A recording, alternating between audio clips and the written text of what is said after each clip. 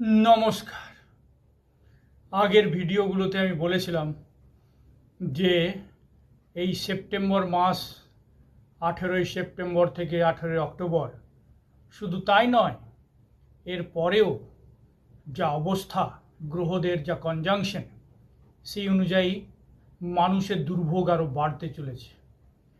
নানা দিকে বন্যা, ভূমিকম্প, বিভিন্ন ধরনের নতুন নতুন রোগের প্রাদুর্ভাব এবং তার সাথে সাথে অ্যাক্সিডেন্ট থেকে শুরু করে নানা রকম মস্তিষ্ক বিকৃতি থেকে শুরু করে সম্পর্কের মধ্যে হানাহানি, দেশে দেশে মারামারি, যুদ্ধ, অবিশ্বাসের বাতাবরণ তৈরি হবে।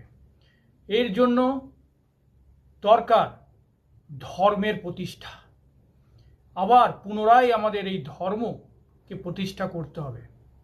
ধর্মের বিচার, আচার এবং ধর্মের প্রণালী পদ্ধতি অনুযায়ী জীবন ধারণ করাটাই হচ্ছে এর থেকে মুক্তির পথ।